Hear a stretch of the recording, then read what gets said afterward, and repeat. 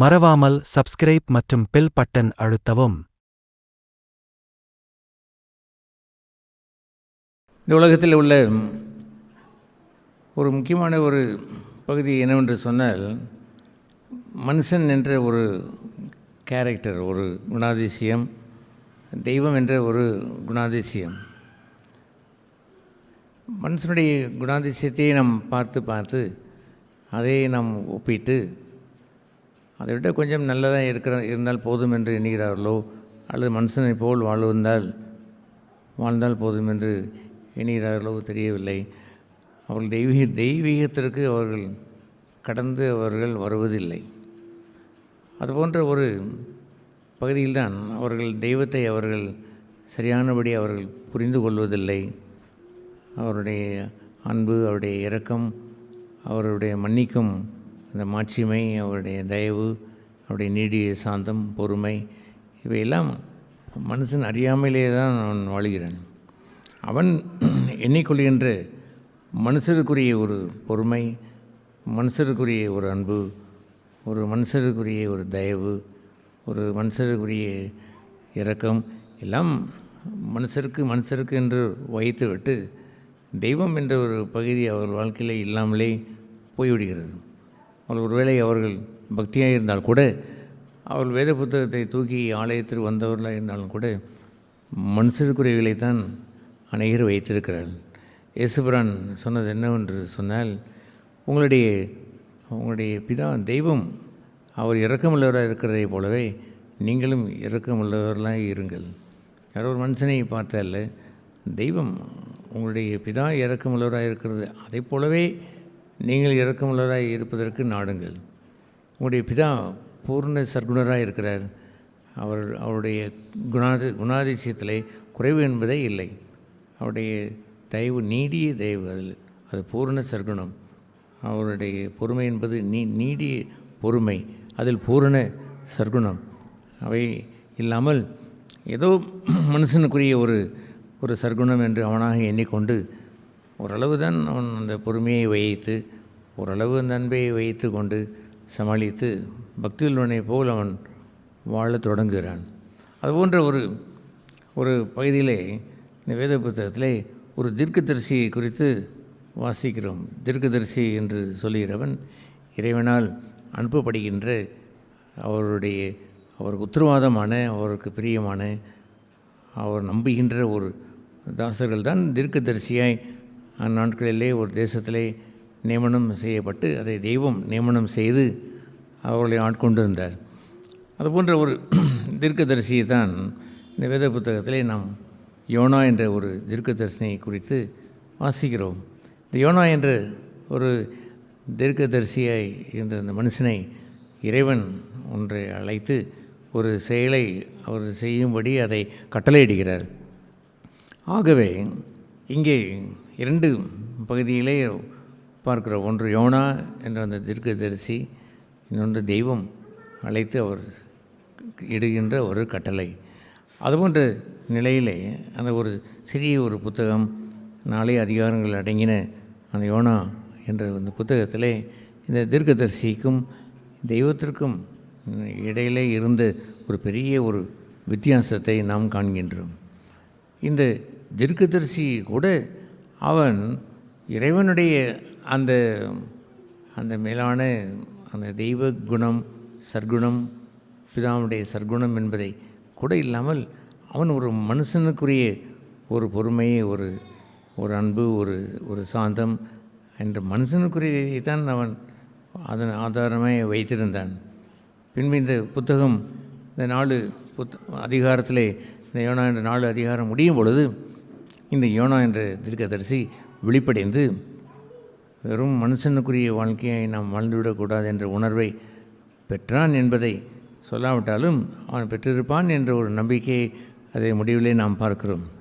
அது என்னவென்றால், இறைவன் ஒரு நகரத்தை அவர் பார்த்தார், நினிவே என்ற ஒரு பட்டணம்.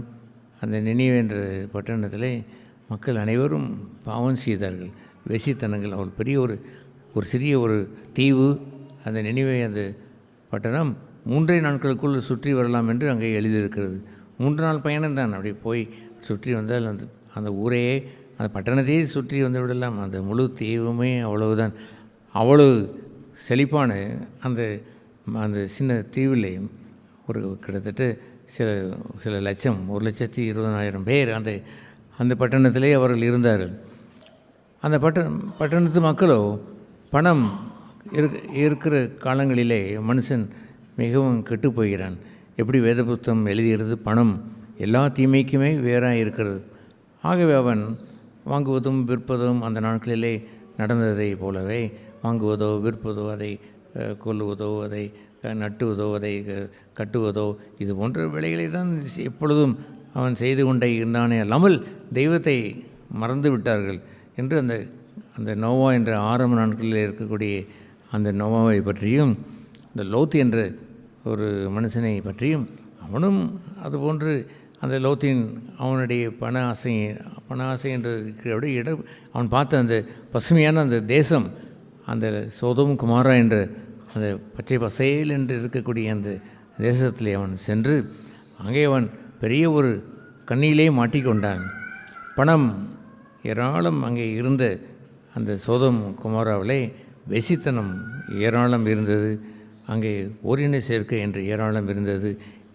சோதோம் பாவம் என்றே அதற்கு பெயரிட்டு அந்த நாட்களில் பெயர் சூட்டப்பட்டது.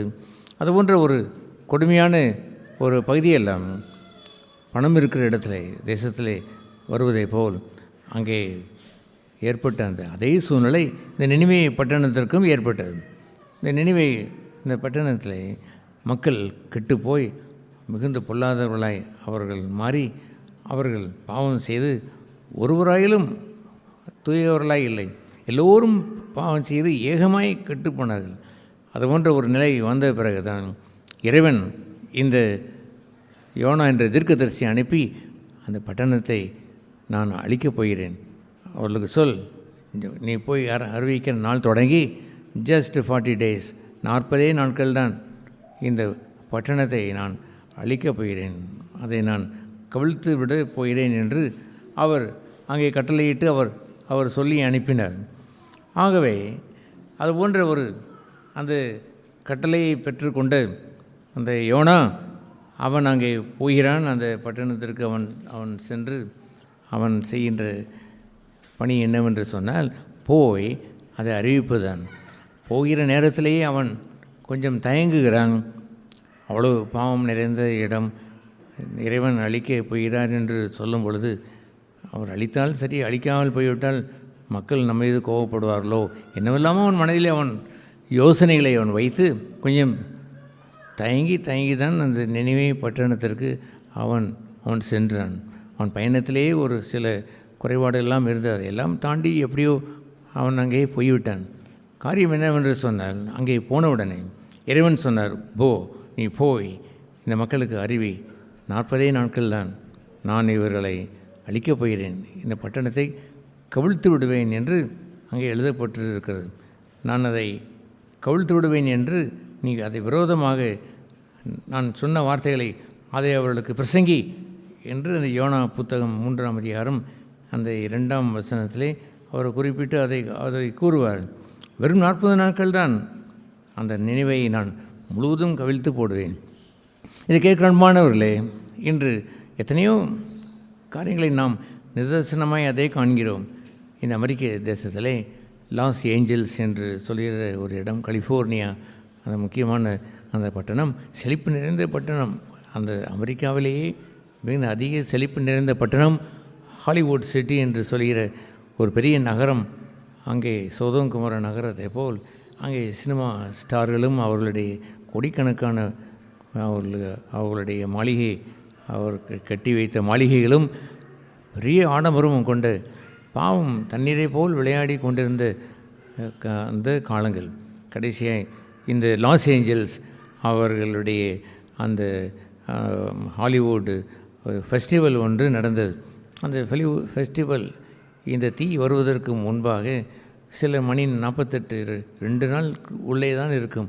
அந்த ஃபெஸ்டிவலில் எல்லோரும் அந்த ஹாலிவுட் ஆஸ்கார் விருது வாங்கினவர்களுடைய பட்டியலை போட்டு அவர்களுக்கு உதவி இருந்ததற்கு நன்றி கூறினவர்களை குறித்து ஒரு பெரிய ஒரு ஸ்லாப் போட்டார்கள். அதை நாம் இந்த வீடியோவிலே நாம் பார்க்கிறோம். அதில் என்ன சொன்னார்கள்? நன்றி சொன்ன இவ்வளோ ஆஸ்கார் விருது வாங்கின நிமித்தம் என் தந்தைக்கு நன்றி என்று போட்டவர்கள் எத்தனை பேர் சொன்னார்கள்? என் தாய்க்கு நன்றி என்று சொன்னவர்கள் இருக்கிறார்கள், என் தங்கைக்கு நன்றி என்று சொன்னவர்கள் இருக்கிறார்கள், பணத்திற்கு நன்றி என்று சொன்னவர்கள் இருக்கிறார்கள், டைரக்டருக்கு நன்றி என்று சொன்னவர்கள் இருக்கிறார்கள். என் வரிசையை சொல்லிக்கொண்டே பெரிய பட்டியல் வரும்பொழுது காட் என்ற ஒரு பகுதி வந்தது. தெய்வத்திற்கு நன்றி சொன்னவர்கள் என்று சொல்லிய இடத்துல 0 சைஃபர் என்று போட்டிருந்தார். ஒருவராவது தெய்வத்தை நினைக்கவில்லை. அந்த ஆஸ்கார் விருது வாங்கின அந்த நடிகை குணாதிசயங்கள் மோசமாக இருப்பது என்று ஒன்று இருந்தாலும் தெய்வம் என்று யோசனை கூட இல்லாமல், வாசனை கூட இல்லாமல் போனதற்கு காரணம் என்னவென்று தெரியுமா? அவருடைய பணம், அவர்களுடைய புகழ், அவருடைய ஐஸ்வர்யம், அது அவர்களை மயக்கி தெய்வத்திற்கு 0 என்று போட்டு விட்டார்கள். தெய்வத்தை அவர்கள் ரெடிகூல் பண்ணி தெய்வத்திற்கு அதை இது எல்லாம் சரித்திரபூர்வமாய் நிகழ்ச்சியாய் நடந்ததை இந்த டிவியிலே அதை போட்டார்கள். ஆகவே அது நடந்து ஒரு சில மணி நேரங்களுக்குள்ளாக, ஒரு 48 ஹவர்ஸ்க்குள்ளாகவே இந்த புயல் ஆரம்பித்தது. இந்த புயல் என்று சொல்வது தீயோடு சேர்ந்து வந்த புயல். அந்த புயல் மளமள என்று கண்மூடி திறப்பதற்கு 12,000 ஏக்கர் என்று சொன்னார்கள். அடுத்த ஒரு மணி நேரத்திற்கு 20,000 ஏக்கர் என்று சொன்னார்கள். 20,000 ஏக்கரும் பற்றி இருந்து கொண்டிருக்கிறது என்று சொன்னார்கள். அதற்குள் எவ்வளவோ அந்த பட்டணத்தினுடைய அந்த வீடுகள் அங்கே எரிந்து கொண்டு இருக்கிறது. கொஞ்ச நேரத்தில் அது 35,000 என்று சொன்னார்கள். ஒரு 5, 6, 7 மணிக்குள்ளாக 40,000 ஏக்கர் எரிகிறது என்று சொல்லிவிட்டார். இன்றும் எரிந்து கொண்டு தான் இருக்கிறது என்று அதை சொல்லிக் கொள்கிறார்கள். அதையெல்லாம் அணைக்க சென்ற சில கிறிஸ்தவர்கள், அந்த ஃபயர் ஸ்டேஷனில் நின்றவர்கள், இது தீ போல் தெரியவில்லை, இது வானத்திலிருந்து விழுந்த அக்னி போல் தெரிகிறது, இது ஒன்றும் அணைக்கக்கூடிய ஒன்றாய் இல்லை, எவ்வளோதான் அணைத்தாலும் அந்த அணைந்து போகிற தீயை போல் அது இருக்கும் என்றால் அணைக்கலாம், அணைக்கவே முடியவில்லை என்று அவர்கள் அதை ஸ்டேட்மெண்ட்டிலே எல்லாம் சொன்னார்கள். இதற்கு அன்பான சகோதர சகோதரிகளை, தெய்வம் ஒரு இடத்தை சும்மா அழிக்க மாட்டார். பாவம் நிறைந்து விட்டால், அவன் திருந்தவே மாட்டான் என்று தெரிந்தால், ஒருவர் கூட மனம் மாற மாட்டார்கள், தெய்வ பயத்தை தூக்கி எறிந்து விட்டார்கள் என்று தெரிந்து விட்டால், ஒருவரும் அங்கே மனம் மாறவில்லை என்றால் அழித்து விடுவார். ஒருவேளை அது பட்டணமாக இருந்தால் என்ன, சில தெருவாக இருந்தால் என்ன, சில குடும்பங்களாக இருந்தால், ஒரு தனி மனிதனாக இருந்தால் என்ன, அவன் திருந்த மாட்டான் என்று தெரியும் பொழுது காட் டிஸ்ட்ராய் தம், அவர்களை நியாயம் தீர்த்து விடுகிறார் என்பதை போலவே இந்த நினிவே பட்டணத்திற்கு இந்த யோனா என்பவன் அனுப்பப்பட்டு என்ன அவர் பிரசங்கிக்க முடியும்? அவர் சொன்னார், அந்த 3 நாள் விஸ்தாரமான மகாபெரிய அந்த பட்டணத்திற்கு நீ நடந்து சென்று நான் கற்பிக்கும் வார்த்தையை அவர்களுக்கு என்ன பிரசங்கிக்க வேண்டும்? விரோதமாய் அந்த பிரசங்கி, நான் இதை நினிவேயை கவிழ்த்து போடுவேன் என்று அந்த 4ஆம் வசனத்தில் போய் கூறும்படி அவர் சொன்னார். அவர் போய் இடங்களில்லாமல் சொல்லி அந்த 3 நாள் பயணத்தில் சொல்லி முடித்து விட்டார். உடனே நடந்தது என்னவென்று சொன்னால், அந்த நினிவே பட்டணத்திலே ஒரு அரசன் இருந்தான். அந்த அரசன் சட்டையை அவன் கிழித்து கொண்டு, ஐயோ தெய்வம் எங்களை அழித்து விடுவாரோ, உண்மைதான், நாங்கள் கெட்டு போய்விட்டோம் என்று திருந்தி எல்லோரும் மனம் திரும்பினார்கள். அங்கே உள்ள என்ன எழுதியிருக்கிற என்று தெரியுமா? அங்குள்ள மாடுகள், ஆடுகள் என்று அங்கே ஒருவர் கூட சாப்பிடாமல் எல்லோரும் அந்த 7ஆம் வசனம் 8ஆம் வசனம் என்று தொடர்ந்து வாசிக்கும் பொழுது ஒருவர் கூட அவர்கள் சாப்பிடாமல் உபவாசம் இருந்து அவர்கள் தங்களுடைய உணவை எடுக்காமல் தேவனுக்கு முன்பாக மண்டியிட்டு மன்னியும் என்று மார்பிலே அடித்து அவர்கள் கேட்டு அழத் தொடங்கி விட்டார்கள். இதை கண்டு தெய்வம் அவர் என்ன செய்தார்? அவர் அதை பார்த்துவிட்டு உடனே அவர் அந்த தீங்கு வராதபடி நிறுத்திவிட்டார். அவர் அதை செய்யாதிருந்தார் என்று அந்த யோனா 3ஆம் அதிகாரம் அந்த கடைசி அந்த வசனத்திலே வாசிக்கிறோம். அவர் செய்யவில்லை, சொன்னபடி அவர் செய்யவில்லை. ஆனால் கீழே உள்ள 4ஆம் அதிகாரத்தில் உள்ள மனுஷன், அவன் பெரிய ஒரு தீர்க்கதரிசி தான், நல்ல குணாதிசயம் அவனுக்கென்று உடையவனாக இருந்தாலும் தெய்வ குணாதிசயம் அவனுக்கு இல்லை. அவன் வேறொன்று எதிர்பார்த்தான். எப்பொழுதா நம்ம சொன்னபடி நடக்கும், எப்படா இவன் இவன் சாவான், எப்போனா இவன் ஒளிவான் என்று அவன் காத்து கொண்டு இருக்கிறான். ஒரு மனிதனுடைய இரக்கமற்ற ஒரு செயல் என்பது அதுதான். இவன் தான் ஒன்றை சொல்லிவிட்டால் அது நடந்தே தீரும். சிலர் சொல்வார்களே, டேய் அவன் வாயிலே விழாதே, அவன் சொன்னபடி நடந்துரும் என்று சொல்வார்கள். உடனே இவர்களும் பயப்படுவார்கள். அவன் சொன்னபடி நடக்குமோ, எனக்கு ஆகிவிடுமோ, என் உயிர் போய்விடுமோ என்றெல்லாம் சிலர் நடுங்குவதை நான் பார்த்திருக்கிறேன். அதையெல்லாம் தெய்வத்துக்குரிய ஒரு குணாதிசயம் இல்லை என்பதை அறிவதில்லை. யாரோ ஒருவர்கள் நீ நாசமாய் போகா என்று சொன்னார், ஐயோ நாசமாய் போய்விடுவேனோ, உனக்கு உன் பிள்ளைக்கு இப்படி ஆகிவிடும் என்று சொல்லிவிட்டால் நடந்து விடுமோ என்றெல்லாம் கூட அஞ்சுகிறார்கள். அதுபோன்று சாதாரண மனுஷன் சொல்லுவதை விட இந்த யோனா தீர்க்கதரிசி அவன் சொல்லுகிறான். அவன் போய் பாருங்கள், இந்த 40 நாட்களுக்குள் கவிழ்ந்து போய்விடும், கர்த்தர் இந்த முழு தேசத்தையும் கவிழ்த்து போட்டு விடுவார் என்று சொல்ல, தெய்வமோ அவர்களுடைய அழுகையும் மனந்திருப்பதை கண்டு மனசாவப்பட்டு அதை செய்யாது இருந்தார் என்று அந்த 3ஆம் அதிகாரம் அந்த கடைசி வசனத்திலே நாம் வாசிக்கிறோம். இதை கண்டு அவன் ஆத்திரமடைந்து அந்த மனுஷன் அந்த தீர்க்கதரிசி என்ன சொன்னான் என்று தெரியுமா? ஓ கர்த்தாவே என்று அந்த 2ஆம் வசனத்திலே கடும் கோபத்தோடு அவன் கூறுகிறான், நீ இதை செய்யவில்லை அல்லவா?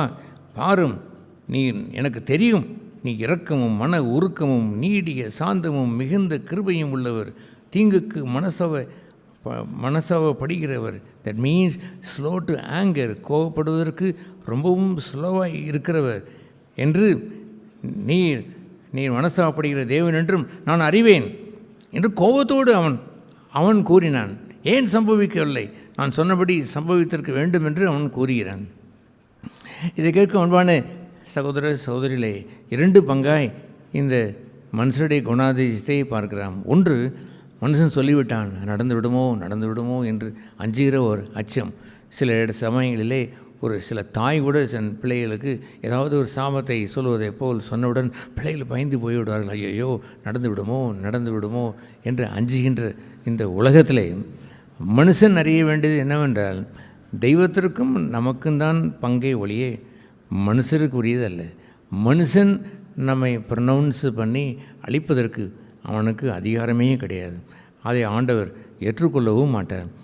நீங்கள் செய்ய வேண்டியதெல்லாம் இறைவனிடத்தில் செல்ல வேண்டும். இறைவா, நாங்கள் மனம் வருந்துகிறோம், எங்கள் பாவம் கொடியது, மோசமான பாவமாக நாங்கள் வாழ்கிறோம், குடும்பம் வாழ்கிறோம், சேர்ந்தே நாங்கள் பாவம் செய்கிறோம், வாருங்கள் சேர்ந்து நாம் இந்த தீவினை செய்வோம் என்று நீதிமொழிகளிலே எழுதியிருக்கிறது. அதுபோல் சேர்ந்து கூட நாங்கள் செய்திருக்கிறோம், குடும்பமாய் கூட இந்த பாவத்தை நாங்கள் செய்திருக்கிறோம் என்று அவர்கள் இறைவனிடத்திலே போய் மன்னிப்பு கேட்டு, இறைவா நாங்கள் இது போன்ற நிலையிலிருந்து நாங்கள் திருந்தி நாங்கள் வாழ்கிறோம் என்று நீங்கள் வரும்பொழுது தான் மனுஷன் என்ற இடத்திலிருந்து தெய்வம் என்ற இடத்திற்கு நீங்கள் செல்ல முடியும். நீங்கள் அவனுடைய சாபங்கள், அவனுடைய கோபங்கள் நம்மை தீர்த்து போட்டு விடாது என்பதை நம்பியிருப்பதை போலவே இன்னொரு பகுதி என்னவென்று சொன்னால், தெய்வத்தினுடைய அந்த இரக்கம் எனக்கு வேண்டும். இறைவன் எவ்வளவு நீடிய சாந்தமுடையவராய் அவர் சொன்னபடி செய்து விடாமல் திருந்தியவுடனே அனைத்து ஏற்றுக்கொண்டாரே, நீ நீடிய பொறுமையுடையவர் என்பதை நான் அறிவேன், பாரும் இப்படி செய்தபடியால் எனக்குத்தான் அவமானம் என்று அவன் போய் உட்கார்ந்து கொண்டான். இது கேட்குற அன்பான சகோதர சகோதரிகளே, இன்று எத்தனை பேர் இவனுக்கு எப்பொழுது அது நடக்கும், எப்பொழுது இந்த தீவனே சம்பவிக்கும், எப்பொழுது இவன் கவிழ்ந்து போய்விடுவான், எப்பொழுது இவள் நாசமாவான், கண்ணால் பார்க்க வேண்டும் என்று காத்து கொண்டிருக்கிறவர்கள் எத்தனை பேர் இருக்கிறார்கள் என்று உங்களுக்கு தெரியுமா? அத்தனை பேர்களில் நீங்கள் ஒருவராய் மாறிவிடக்கூடாது. தெய்வத்தை அறிந்தவன் தெய்வ குணாதிசயத்தை அவன் பெற்றுவிடுவான். என்ன தெய்வத்தை அவன் அறிகிறான்? தெய்வம் மன்னிக்கிறவர், தெய்வம் தயவு பெருத்தவர். நான் கண்ணீர் விட்டால், மனம் திரும்பினால் என்னை அழித்து போட மாட்டார். அழிப்பேன் என்று வந்தால் கூட அதை அவர் மாற்றிக்கொள்வார். நீடிய தயவுள்ளவர், சாந்தமுள்ளவர் என்றெல்லாம் அவன் அறிந்து இறைவனுடைய குணாதிசயத்தை அவன் கொண்டு யார் மீதும் ப்ரொனவுன்ஸ் பண்ணுகின்ற தீவனையை அவர்களுக்கு அள்ளி வீசுகின்ற சபிக்கின்ற குணாதிசயத்தை வைத்திருக்க மாட்டான். இயேசு பெருமான் அதை முக்கியமான ஒரு பங்காயை வைத்து அவர் சொன்னார், உங்களை சபிக்கிறவர்களை நீங்கள் ஆசீர்வதிங்கள், உங்களை விரோதம் செய்கிறவர்களை சத்துருக்களை சிநேகிங்கள் என்று அவர் கற்றுக் கொடுத்தார். சபிக்கிறவர்கள், துரோகம் செய்கின்றவர்கள் நிறைய இருக்கக்கூடிய இந்த காலத்திலே நாமோ சாபத்திற்கு சாபம் என்று கொடுக்கிற மனுஷர்களாய் மாறிவிடக்கூடாது. அப்படி இருந்தால் உங்களுடைய மானிட பண்பு எல்லாம் சரிந்து போய்விட்டது என்று அர்த்தம். மணல் மீது கட்டின வீட்டை போல் பொழுபொழு என்று கீழே அது விழுந்து விடும். பெருங்காற்றும் பெரும்புயலும் வந்த பொழுது அந்த வீடு மண்ணிலே கட்டப்பட்ட வீடு அங்கே விழுந்து போனது. கற்பாறையிலே கட்டின வீடோ நிலைத்து நின்றது என்று ஒரு உறுதியான குணாதிசயத்தை அவன் இல்லாதபடி அவன் போய்விடுகிறான். அன்பான சகோதர சகோதரிகளே, அற்புதமான இந்த வாழ்க்கையை அவன் பெற்றவன். இந்த உலகத்தில் யார் வந்து அவனை சபித்தாலும் தன் தெய்வத்தை அவன் அறிந்திருக்கிற அப்படின்னால் அது நடைபெறாது என்பதிலே உறுதியாக இருப்பான். அச்சம் கொண்டிருக்க மாட்டான். ஒரு வீட்டிலே நான் சென்ற பொழுது யாரோ அவங்களுடைய சித்தப்பாவோ அப்பாவோ யாரோ ஒரு சொல்லி இவர் இரவு எல்லாம் பயந்து அலறுகிறார். என்னவென்று கேட்டால் அவங்களுடைய பெரியப்பா இவரை சபித்து விட்டாராம். அந்த சாபம் நிறைவேறிவிடுமோ அவருடைய அதே போலவே பிஸ்னஸும் கொஞ்சம் நஷ்டமாகிவிட்டது. ஐயோ போச்சு, அவன் சொன்னபடியே நான் திவாலாகி ரோட்டிலே வந்து பிச்சைக்காரனை மாறிவிடணும் என்று பயம், வெளியே பயம் சரியே தோன்றுவதில்லை. இரவு நேரத்தில் அலறுகிறார். அலறி அந்த பெரியப்பா சொன்னபடி நடக்குமோ என்று ஒரு அஞ்சுகிறான். சில தேசத்திலே மலையாளத்திலே அல்லது அந்த பக்கத்து ஊர்களிலே சொல்லுவார்கள், அந்த மாந்திரிகம் என்று சொல்வார்கள். போச்சு, மாந்திரிகம் வைத்து விட்டான், தொலைந்தது என்று அவன் அஞ்சுகிறான். இஸ்ரவேலுக்கு விரோதமாக ஒரு மந்திரமும் இல்லை, ஒரு மாயமும் இல்லை என்று வேதம் எழுதியிருக்க, இவர்களோ இந்த மாந்திரிகத்தை நம்பியே நடுநடுங்கி அவர்கள் போய்விடுகிறார்கள். இதெல்லாம் உள்ள ஒரு பகுதியானது மனுஷன் கொண்டிருப்பான், தெய்வம் கொண்டிருக்க மாட்டார். நமக்குரிய காரியம் எல்லாம் டேர்ன் டு காட், தேவனிடத்தில் வைத்திருப்பது தான். தேவனே தவிர எந்த மனுஷனையும் பார்த்து ஏமாந்து போய் நம்முடைய வாழ்க்கையை வீணடித்து போட்டுவிடக்கூடாது. அச்சத்தில் போய் நடுநடுங்கி போய்விடக்கூடாது.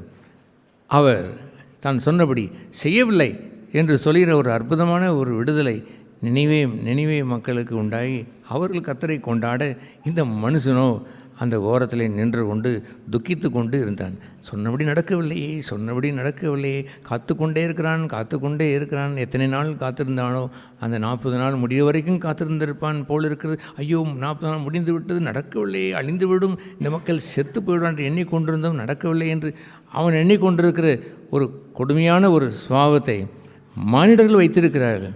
இது கேட்கின்ற நீங்கள் கூட இப்படி யார் மீதாவது நடக்கட்டும், சீக்கிரமாய் நடக்கும் என்று பார்த்து கொண்டே இருப்பீர் என்று சொன்னால் அது தெய்வத்தினுடைய சுபாவம் அல்ல, மனுஷனுடைய கேடான சுபாவம்.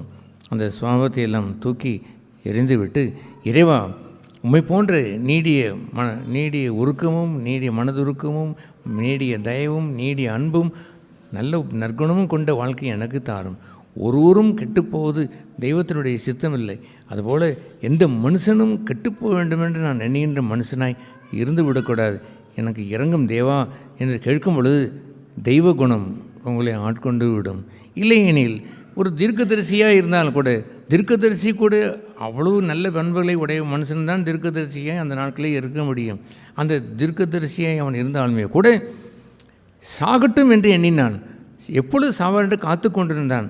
இறைவன் வந்தார், அவருடைய மனம் திரும்புதலை கண்டார். நான் சொல்கிறபடி செய்வதிலே அவர்களை கவிழ்த்து போட மாட்டேன் சொன்னபடி ஆத்திரமடைகிறான்.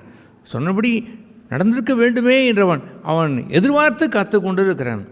ஒரு மனுஷனுடைய வீழ்ச்சியை குறித்தும் எதிர்பார்த்து வாழ்கின்ற வாழ்க்கையை வாழ்ந்து விடக்கூடாது. அதுபோன்ற வாழ்க்கையை வாழ்வோம் என்றால் மனுஷன், அவன் வெறும் மனுஷன். தெய்வத்திற்குரிய இறைவனுடைய நீடிய பொறுமை, நீடிய அன்பு, நீடிய சாந்தம் எல்லாம் என்று இல்லை. ஏதோ ஒரு கொஞ்சம் வைத்திருக்கிறான், பின்பு அது பொசுங்கி போய்விட்டு அவன் ஆத்திரமடைகிறவனாய் போய்விடுவான், பழிதிருக்கிறவனாய் போய்விடுவான். அதுபோன்ற வாழ்க்கை இல்லாமல் ஆசீர்வதிக்கப்பட்டு தெய்வ குணத்தோடு வாழ இறைவன் நம்ம யாவருக்கும் அருள் புரிவாராக. மறவாமல் சப்ஸ்கிரைப் மற்றும் பெல் பட்டன் அழுத்தவும்.